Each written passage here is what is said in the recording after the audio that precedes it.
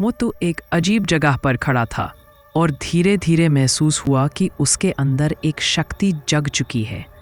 वो अब एक जिन बन गया था। जंगल से निकलते पतलू की आंखों में आंसू चमक रहे थे। सोचता हुआ, न जाने मेरा दोस्त मोटू अब कहाँ है। रात का वक्त था, इतना अंधेरा कि मोटू को अपने पैर भी मुश्किल से दिख रहे थे। जंगल में हवा रुक रुक कर चल रही थी, जैसे कोई सांस ले रहा हो। मोटू और पतलू थके हुए थे, पूरा दिन काम करके आ रहे थे, इसलिए शॉर्टकट लिया। हर पेड़ उन्हें देख रहा था, हर पत्ता अजीब से तरीके से हिल रहा था। पतलू बार बार पीछे मुड़कर देखता, पर वहाँ कोई नहीं होता। जब वो जंगल के बीच पहुँचे, पतलू का कदम एक अजीब सी मिट्टी पर पड़ा, जैसे किसी ने ज़मीन को जलाया हो। मोटू ने हाथ लगाया, मिट्टी ठंडी थी, पर जलने की स्मेल आ रही थी। थोड़ी दूर एक औरत खड़ी थी, हल्का सा झुककर, बाल पूरे चेहरे पर, ऐसे खड़ी जैसे उनका इंतज़ार कर रही हो। मोटू रुक गया। उसने सोचा, शायद इसे मदद चाहिए, पर पतलू का दिल घबरा रहा था। उसे औरत के करीब हवा सर्दी से ज़्यादा भरी लग रही थी।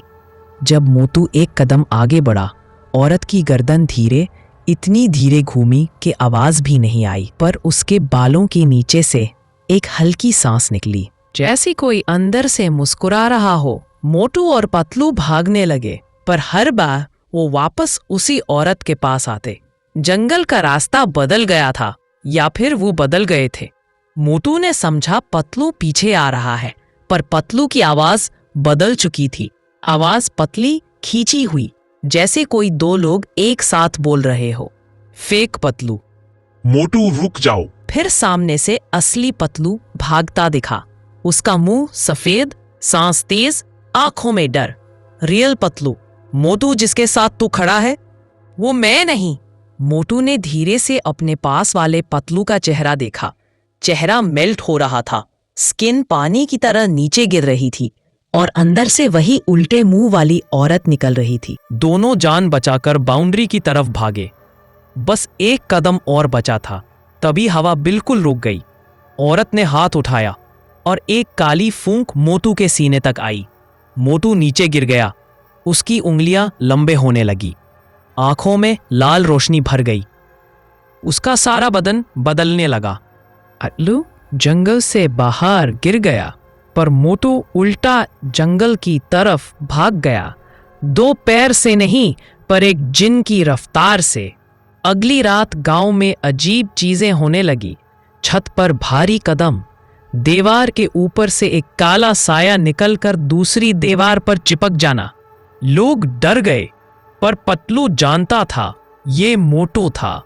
पतलू ने पुरानी किताब में लिखा हुआ एक ही रास्ता ढूंढा। ऐसे जादू में फंसा इंसान तभी वापस आता है जब उसकी सबसे पुरानी याद उसका दिमाग जगाए। मोटू की सबसे पुरानी याद, लड्डू। पतलू रात को जंगल में एक प्लेट लड्डू लेकर खड़ा हो गया। हवा ठंडी थी, पर हवा के अंदर एक भारी सांस चल रही थी। पहले जंगल चुप रहा, फिर पेड़ के पीछे से एक लंबा तेरा साया निकला। वो मोटू था, जिन रूप में। पतलू डर गया, पर आवाज नहीं रोकी। मोटू, याद कर, हमने सबसे पहले लड्डू कब खाए थे? बचपन में, झगड़ा करके। याद कर।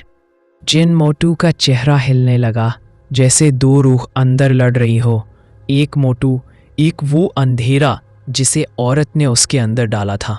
तभी वो औरत सामने आ गई। वो चुड़ैल नहीं थी, वो जंगल की गार्डियन थी। उसने कहा, मैं बुरा नहीं करती। मोटू का दिल कमजोर था, इस जंगल का साया यूज पकड़ लेता। मैं उसे रोक रही थी, पर तुम उसे याद दिला रहे हो, तुम उसे वापस खींच रहे हो। मोटू का जिन रूप रुकने लगा, रंग वापस आ रहा था। मोटू पहली जैसा हो गया और वो दोनों चुड़ैल का शुक्रिया अदा करके वापस गांव चले गए। हमारे चैनल को सब्सक्राइब करना मत भूलना।